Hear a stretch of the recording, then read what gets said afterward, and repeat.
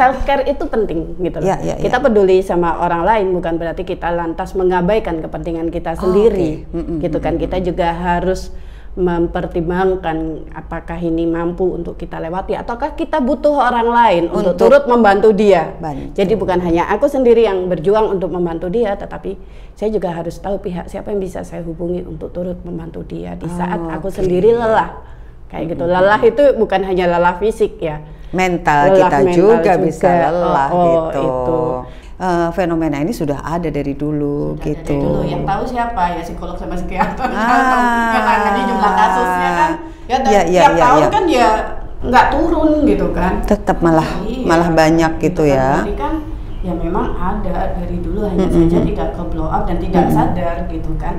Banyak hal kenapa tidak ke blow up. Satu, keluarga malu. Ya, denial pasti ya. Disembunyikan. Udah anaknya tambah dikekep nggak boleh kemana-mana kayak gitu kan. Gitu. Terus apa namanya? Akhirnya kan si anak ini kan malah semakin menutup diri dan akhirnya malah semakin ngereok, semakin menjadi-jadi.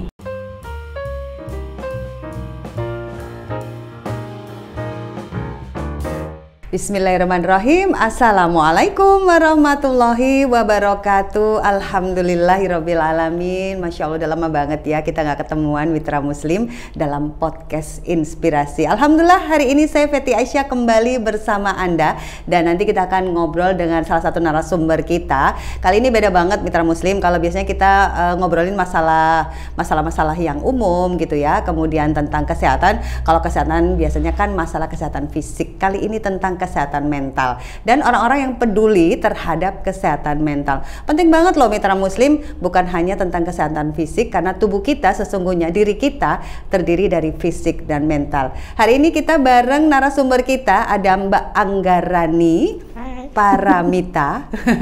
Langsung saja saya sapa. Assalamualaikum Mbak. Waalaikumsalam. Alhamdulillah, kabar baik sehat ya? Alhamdulillah. Karena susah banget kalau Anggarani katanya Yuda tadi yang paling ingat itu adalah bagian keuangan anggaran gitu ya. Jadi langsung saja saya panggilnya Mbak Rani gitu. Mbak Rani ini adalah salah satu anggota dari salah satu komunitas Harmony in Diversity gitu ya. Apa ini sesungguhnya komunitas ini mereka lebih ke mana concernnya? Langsung saja saya tanya kepada Mbak Rani. Oke, tapi sebelumnya Mbak Rani, kegiatannya Mbak Rani selama ini seperti apa? Bukan yang di Harmony in Diversity ya, yang lain. Oh kerja? Oh iya, saya kerja nggak ya? Enggak, ini lagi kerja. Enggak, ini nggak lagi kerja, ini lagi main sama Elsa. Oh iya. Oke. Jadi kerjanya boleh tahu di mana? Di Rumah Sakit Haji Surabaya. Oh, di Rumah Sakit Haji, Masya Allah, pasti banyak ini ya, banyak apa namanya melayani juga orang-orang dari jamaah haji gitu. Kalau jamaah haji itu tempatnya khusus di sebelah ya, di pavilion saya yang jadi umum ya. Oke, baik. Jadi beliau ini, Mbak Rani ini adalah kegiatan sehari-harinya di Rumah Sakit Haji. Di tenaga medisnya atau? Tenaga non-medis. Non-medis ya? Tenaga medisnya, jadi kalau ketemu tuh pendaftaran BPJS Kesehatan gitu. Ya, maaf kami memang salah. Manusia tempatnya salah gitu. Tempatnya salah dan lupa gitu ya. Masya Allah. Tapi hari ini kita nggak ngomongin yang salah-salah itu Mbak. Jadi hari ini kita mau ngobrol tentang Harmony in Diversity gitu ya. Ini sebenarnya komunitas apa sih? Dan sejak kapan mulai berdirinya atau dibuatnya? Dan sebenarnya visinya seperti apa? Jadi komunitas ini bentukan dari Perhimpunan Dokter Spesialis Kejiwaan Indonesia (PDSKJI). Itu dibentuk oleh bagian gangguan mood dan kepribadian. Jadi kan memang PDSKJI itu ada sub-subnya gitu loh ya, karena selesai dengan gangguan jiwa itu kan ada macam-macam, ada gangguan kepribadian, ada gangguan mood kayak gitu lah. Ini dibentuk oleh divisi gangguan mood di PDSKJI itu. Jadi sebenarnya yang awalnya membentuk atau membuat komunitas ini sendiri dari Ikatan Dokter Jiwa kah atau seperti apa? Dari Ikatan Dokter Jiwanya itu, PDSKJI-nya itu. Kalau saya lihat di grup itu kan ada Dokter Uci ya, beliau juga yang ini ya sebagai foundernya. Iya, Dokter Marga, Dokter Marga, Dokter Uci. Kalau sekarang ketuanya Dokter Agustina. Oh, Dokter Agustina, dan semuanya itu adalah spesialis kesehatan jiwa, gitu ya. Ini kayaknya kita belakangan ini kan semakin kesadaran akan kesehatan jiwa tuh makin ini ya, makin penting gitu loh. Dan orang-orang makin peduli, awareness mereka juga makin tinggi. Jadi apakah dengan dibentuknya ini Harmony in Diversity ini memang tujuannya adalah semakin masyarakat teredukasi atau memang ada tujuan-tujuan lain, Mbak? Tujuannya itu memberikan wadah buat teman-teman ya sesama, ngomong pasien kok nggak enak, ngomong penderita juga nggak enak gitu ya. Jadi mereka yang memiliki gangguan mood, gangguan kepribadian itu, terus juga dengan caregivernya, terus juga di sana ada dokter-dokter, juga ada beberapa dosen saya psikolog. Kebetulan saya mahasiswa psikologi, sarjana psikologi, mahasiswanya lagi istirahat dulu. Oke. Nah, terus habis itu wadah kita untuk saling bertukar informasi ya, supaya karena gangguan mood itu kan apa ya, melelahkan juga bagi yang mengalami, pastinya. Bagi keluarganya juga melelahkan, ya kan, bagi teman-temannya juga melelahkan, gitu kan. Nah, disinilah kita bukan ajang saling adu nasib, bukan. Tapi aku paling lelah, gitu enggak ya? Tapi kita ini kalau ada masalah seperti ini solusinya apa sih, gitu loh, tempat untuk saling berbagi informasi. Juga kita sih setiap tahun juga ngadakan acara sebetulnya pada biasanya 30 Maret itu. Hari bipolar itu kita ngadakan acara. Kemudian tahun ini kita mengadakannya di Royal. Itu kita di sana bikin seminar gitu. Jadi kita memberikan edukasi juga ya, biar lebih sadar tentang kesehatan mental dan tidak self diagnosis. Itu apalagi sekarang juga udah ditanggung BPJS kan ya, jadi jangan takut. Ini kabar baiknya, jadi ditanggung BPJS ya, karena kebanyakan kalau asuransi swasta itu tidak menanggung untuk yang kesehatan jiwa, padahal kesehatan jiwa itu penting banget gitu ya. Dan di Harmony in Diversity ini memang bukan hanya tenaga medis atau dokter ahli jiwa, ada psikolog juga, ada caregiver juga ada mereka yang mengalami gangguan mood, kesehatan mental gitu ya. Nah, jadi komplit banget gitu ya, Mbak ya. Dan kalau Mbak Rani melihat ini berarti mulai tahun berapa ya? Udah beberapa tahun yang lalu kah? Udah lama. 5 tahun ada? Lebih dari 5 tahun. 5 tahun ke belakang, kemudian hari ini Mbak Rani melihat seperti apa perbedaannya? 5 tahun ke belakang dengan sekarang. Kalau 5 tahun ke belakang itu kebanyakan itu yang gabung adalah mereka yang mengalami. Kalau sekarang lebih luas lagi, sudah ada caregivernya juga yang ikut gabung, jadi konsennya jadi lebih enak juga kan kita untuk menangani untuk mereka juga yang sedang berjuang dengan isu mental health-nya mereka, mental health issue-nya mereka. Nah, itu mereka juga jadi lebih enak karena caregivernya itu juga jadi nggak yang ngerasa paling menderita juga, gitu kan? Otomatis kalau caregivernya merasa paling menderita, ini juga akan berdampak pada mereka yang sedang berjuang, gitu kan? Kan apa namanya, aksi reaksi, gitu kan? Itulah. Tapi kalau ada yang jadi lebih enak. Tapi benar nggak sih Mbak, kalau caregiver tuh memang juga harus di-carein gitu ya, dipedulikan supaya mereka juga tidak malah ikut mengalami gangguan kesehatan mental, karena kan berat gitu ya untuk mendampingi orang-orang dengan gangguan kesehatan mental gitu. Bener. Jadi memang mereka juga kita juga harus care terhadap caregiver itu sendiri. Iya. Kalau di komunitas ini apa yang dilakukan untuk mungkin kita bisa mulai dari selain mereka yang mengalami gangguan kesehatan mental, caregivernya dulu deh. Apa yang di kegiatan-kegiatannya dari HID? Kita ada kopdar sih. Kopdar itu kita usahakan 2 bulan sekali. Kita adakan, karena kalau sebulan sekali agak ribet, karena kan teman-teman juga punya kegiatan, semua caregivernya juga punya kegiatan. Betul, gitu kan. betul. Jadi kalau 3 bulan terlalu lama. Nanti lupa ini siapa gitu ya. Siapa? 2 bulan ya. Jambil jalan tengahnya 2 bulan sekali kita ada pertemuan sih, biasanya sih di Sutomo, karena kan memang PDSKJ itu kan pusatnya di Sutomo ya, gitu. Tapi nggak nutup kemungkinan juga kita ngadakan di mana, di kafe atau di mana kita. Iya. Karena kalau di rumah sakit kadang udah serem duluan ya. Kita kalau mau kumpul-kumpul misalnya baik caregiver maupun mereka yang mengalami gangguan mood itu sendiri, itu rumah sakit kayaknya udah down duluan. Jadi sesekali juga berkumpulnya di tempat-tempat yang lebih rileks, lebih santai gitu. Sebenarnya kalau tujuan dari kumpul-kumpul itu sendiri seperti apa, Mbak? Ya kembali lagi, kita bukan untuk adu nasib. Iya. Catat ya, Mitra Muslim. Italik.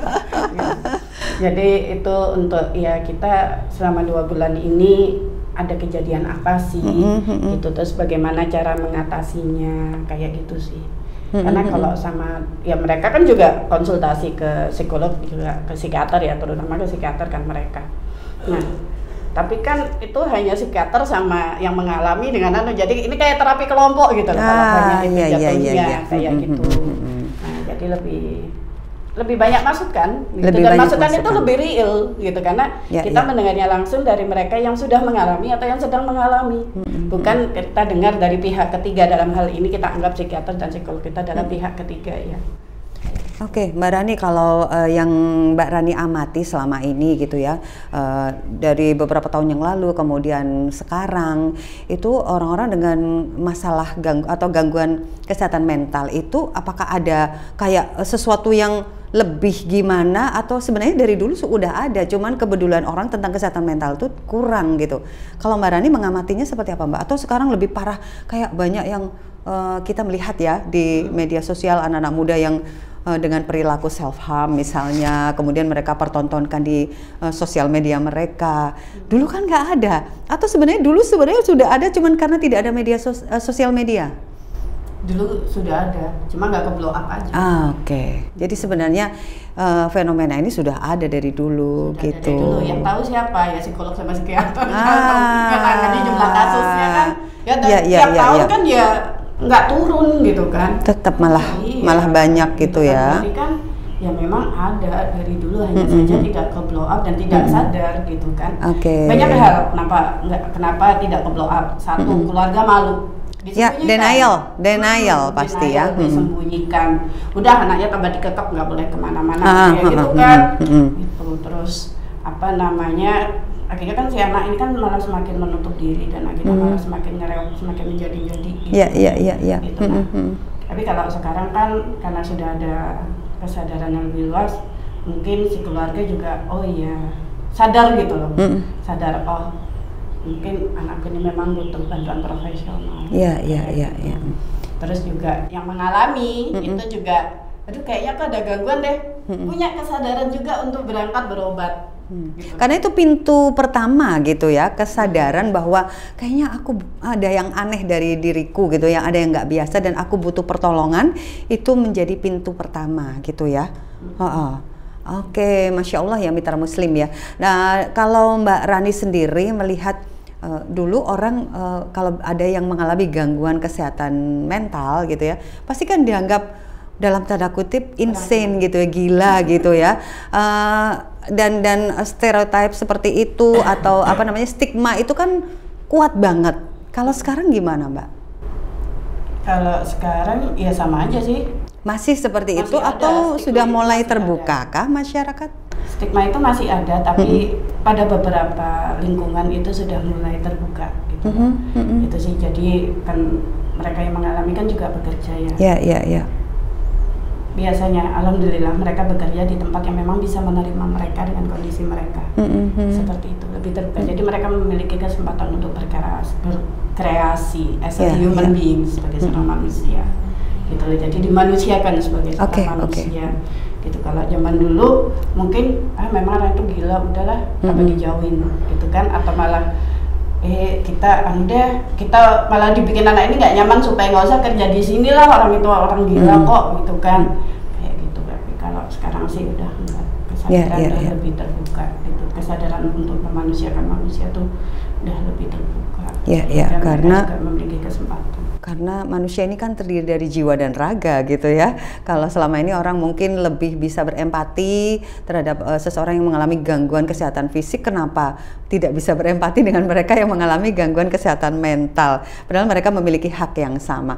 Di komunitas HID ini sendiri, apakah juga membicarakan hal-hal seperti itu, Mbak Rani? Apa hak-hak mereka sebagai manusia?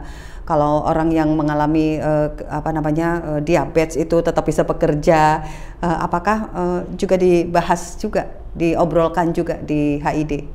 Ya sedikit banyak ya, sedikit banyak ya pasti dibahas tentang gimana kelakuan atasan, kelakuan teman terhadap mereka yang sedang berjuang dan mereka juga memiliki aktivitas seperti manusia pada umumnya. Oke, nah beberapa hal kan memang dibicarakan gitu ya, dibahas atau diobrolkan dengan diskusi yang santai tapi serius gitu mungkin ya. Saya membayangkan seperti itu di dalam HID. Nah Mbak, ini kan kalau lagi ngumpul-ngumpul gitu, bahas juga nggak sih misalnya yang harus kita sampaikan, misalnya kita sebagai caregiver tuh kadang-kadang kan bingung mau ngomong apa sih kepada mereka gitu, sementara kita nggak ngerti apa yang mereka rasakan. Nah itu kita sampaikan juga nggak di dalam HID itu? Kata-kata positif, kalimat positif agar caregiver itu lebih semangat, lebih tepat memberi treatment gitu. Ada kata-kata positif. Misalnya? Jangan lupa bahagia. Jangan lupa bahagia. Aku akan selalu bahagia. Self care itu penting gitu loh. Kita peduli sama orang lain bukan berarti kita lantas mengabaikan kepentingan kita sendiri. Gitu kan. Kita juga harus mempertimbangkan apakah ini mampu untuk kita lewati ataukah kita butuh orang lain untuk turut membantu dia. Jadi bukan hanya aku sendiri yang berjuang untuk membantu dia, tetapi saya juga harus tahu pihak siapa yang bisa saya hubungi untuk turut membantu dia di saat aku sendiri lelah. Kayak gitu. Lelah itu bukan hanya lelah fisik ya. Mental kita juga bisa lelah gitu. Itu. Nah, karena bahagia itu kita yang bikin, bukan orang lain. Dan kita harus aware gitu. Oh, ini kayaknya udah mulai nggak deh gitu. Ya, jadi kita harus sadar sendiri ya batasan kita, limit setiap orang tuh kan beda-beda ya. Untuk terutama untuk caregiver itu sendiri ya, karena kan kadang-kadang ya, mereka yang mengalami kesehatan mental nggak sadar nih, maksudnya aku ini butuh bantuan atau enggak, tapi kita sebagai caregiver itu yang harus tahu limit gitu ya. Iya, kita harus tahu limit kita, terus kita juga harus mengenali mereka yang sedang berjuang ini di titik apa di mana dia butuh bantuan profesional. Kita sudah nggak bisa lagi kita nanganin sendiri nih. Gitu. Jadi aku tahu siapa tenaga yang harus aku kontak. Seperti itu. Mbak, cerita dong yang paling berkesan nih, momentum yang berkesan ketika mungkin di rumah sakit atau mungkin di HID itu sendiri ketika berinteraksi dengan mereka, para caregiver ini, atau mungkin jika mereka yang mengalami gangguan kesehatan mental. Yang bisa kita ambil hikmahnya. Yang paling kerasa yaitu sih limit. Gitu. Limit ya? Iya, limit. Kita harus tahu batasan kita juga harus tahu batasan orang lain, gitu kan? Sehingga kita bisa menentukan langkah yang tepat untuk membantu dia dan juga membantu saya. Kita saling membantu. Jadi nggak apa-apa merasa lelah, nggak apa-apa merasa capek, nggak apa-apa meminta bantuan orang lain atau profesional untuk bersama-sama merawat mereka yang, atau mendampingi ya lebih tepatnya, mereka yang mengalami gangguan kesehatan mental. Ini biasanya paling sering ini di grup WA nih. Jadi biasanya kalau udah yang mulai impulsif nih, mulai ngetik panjang lebar kali tinggi gitu kan, udah ngomongnya kemana kemari, kesana kemari gitu, nanti biasanya saya dengan Mas Santo itu udah gini, ini kayaknya lagi deh, iya, yuk kita outkan dulu, kita hubungi dokternya, gitu kan, kita tahu ya, iya kita tahu ini kita outkan, nih pasiennya siapa nih, gitu, lagi impulsif nih, iya nih lagi impulsif nih, dokternya siapa, keluarganya siapa, biar di handle dulu, tapi kita keluarkan dulu dari grup, bukan untuk mengasingkan dia, tetapi untuk menjaga agar anggota grup yang lain tidak tertrigger. Untuk ikut impulsif. Kalau satu grup ikut impulsif, udah buyar lah dunia persilatan. Gitu kan. Gitu. Jadi admin itu beratnya di situ sih, mantau nih. Gitu. Jadi Mbak Rani memang admin di situ ya. Nah, ketika misalnya ini salah satu contoh seseorang yang mungkin mengalami gangguan kesehatan mental itu kemudian di-out-kan, apa nggak semakin down mereka? Atau memang dikomunikasikan dulu? Dikomunikasikan dulu. Mohon maaf, ini kelihatannya Bu, Pak, Mas, Mbak, ini sedang dalam kondisi seperti ini. Jadi saya kepada orang yang bersangkutan juga dikomunikasikan. Iya, gitu. Jadi saya keluarkan dulu ya. Nanti kalau sudah stabil kita masukkan lagi. Kayak gitu. Tapi kita sudah menghubungi dokternya, kita sudah menghubungin keluarganya juga. Karena dokter juga manusia ya. Iya. Bisa lelah juga gitu. Iya, makanya kita sama-sama pengertian lah ya. Gitu. Oke, jadi kalau ditanya pesan atau apa ya, kalau dibilang nasihat kok kayak nenek-nenek ya nasihat ya. Jadi pesannya Mbak Rani buat para caregiver dan mereka yang oleh Allah dianugerahi gangguan kesehatan mental itu seperti apa Mbak? Pesan untuk mereka yang sedang berjuang. Ya, yang sedang berjuang dua-duanya. Lelah boleh berhenti jangan. Lelah boleh berhenti jangan. Bisa jadi judul itu Afi ya. Lelah boleh berhenti jangan. Tapi kita berhenti sejenak nih Mbak. Kita jeda dulu untuk beberapa pariwara dan nanti akan disambung lagi ya Mitra Muslim dalam podcast Inspirasi Suara Muslim.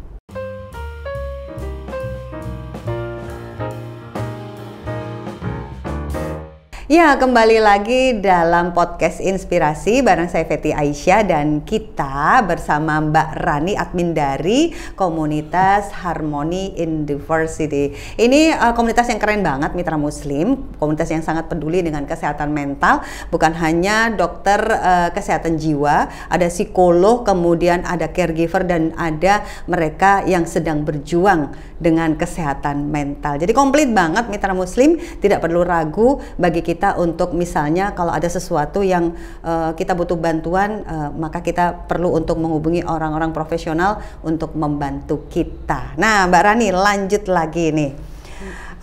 Tadi kan kita ngobrol-ngobrol ada Mas Anto, jadi saya pengen kenal nih sama Mas Anto. Boleh cerita nggak dikit tentang beliau? Ya, jadi Mas Anto itu anggota dari KPSI, komunitas peduli schizofrenia Indonesia.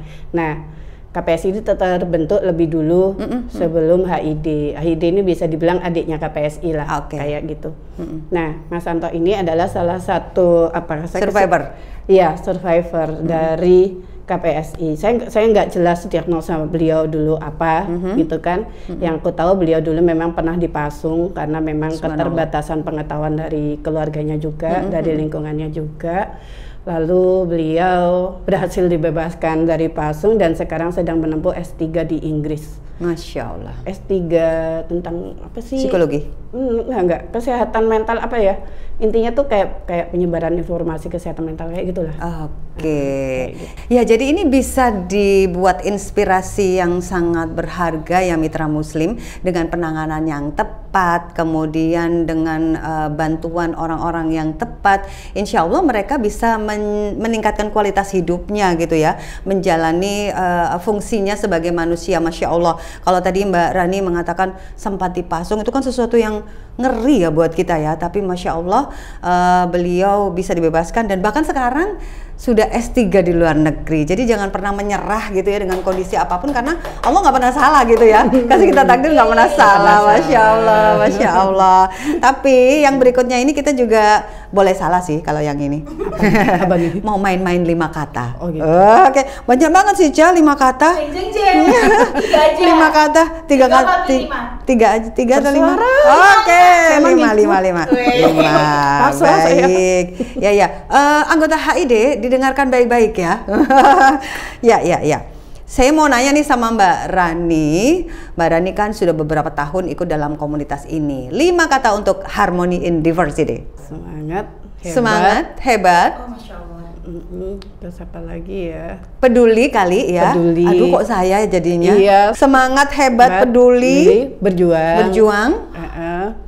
Lalu apa ya terakhir? Bersyukur. Iya. Semangat, hebat, peduli, berjuang, bersyukur. Ya. 5 kata gitu. Dan kalimat. Empati juga loh ya. Oh, iya. Karena kita kan seringkali tidak bisa berempati karena kita nggak pakai sepatu mereka. Artinya kita nggak mengalami apa yang mereka alami gitu. Jadi seringkali yang ada hanya menilai. gitu aja kok gitu, judgement gitu. Karena menghakimi itu lebih mudah daripada memahami. Iya. Memahami itu pakai mikir. Menghakimi itu saat nyeplos ya. Itulah. Jadi coach gitu ya. Jangan. Oke, nah yang berikutnya ini saya nggak banyak nanya, 5 1 aja gitu ya. 1 kalimat untuk kesehatan mental. 1 kalimat untuk kesehatan mental. Kamu berharga. Masya Allah. Setiap dari kita ini berharga. Ya, pasti. Karena Allah menciptakan manusia tentu dalam bentuk sebaik-baiknya. Gitu, Masya Allah. Satu lagi nih Mbak, 1 kalimat tentang dukungan emosional. Apa tuh? Pahami aku. Karena kalau kita nggak memahami, kita seringkali menghakimi gitu ya Mbak ya. Masya Allah, keren banget. Harmony in Diversity keren banget karena bukan hanya peduli tentang kesehatan fisik tapi juga kesehatan mental. Dan itu kadang-kadang jauh lebih penting ya Mbak ya, tentang kesehatan mental itu sendiri. Iya, sama-sama penting sih. Sama pentingnya karena dalam kesehatan fisik itu pasti juga akan mempengaruhi mental. Pun sebaliknya, kesehatan mental akan mempengaruhi fisik seseorang. Iya, jadi dua-duanya sama pentingnya, kesehatan fisik. Alangkah indahnya kalau bisa berjalan bersama. Sinergi bersama. Terima kasih Mbak Rani udah datang hari ini dan ngobrol bareng kita semua mitra Muslim yang akan juga mengajak kita untuk senantiasa sadar gitu ya, senantiasa menyadari bahwa kesehatan mental itu sama pentingnya dengan kesehatan fisik. Terima kasih sekali lagi, sehat selalu Mbak Rani. Salam untuk teman-teman di Harmony in Diversity. Terima kasih sekali lagi. Assalamualaikum warahmatullahi wabarakatuh. Waalaikumsalam warahmatullahi wabarakatuh. Ya, terima kasih mitra Muslim sudah dengerin kami dalam podcast Inspirasi yang kali ini kita ngobrol tentang Harmony in Diversity bersama dengan Mbak Anggarani ya. Masya Allah ya. Mudah-mudahan bermanfaat mitra Muslim dan menjadi inspirasi bagi kita semua bahwa sekali lagi Allah menciptakan manusia dalam bentuk yang sebaik-baiknya. Kalau dalam pandangan manusia kita mungkin tidak sempurna gitu ya. Kemudian kadang ada kekurangan, itu karena keterbatasan penglihatan kita sebagai manusia. Saya Fitri Aisyah pamit undur diri bersama Elsa Khairunisa, produser dari program podcast Inspirasi di hari ini, dan juga ada Muhammad Afi dan Yuda Setiawan videographer. Subhanakallahumma wa bihamdika nasyhadu alla ilaha illa anta nastaghfiruka wa natubu ilaik. Maha suci Engkau ya Allah, dan dengan memujimu kami bersaksi tiada Tuhan yang berhak diibadahi selain Engkau. Kami memohon ampun dan bertaubat kepadamu. Wassalamualaikum warahmatullahi wabarakatuh.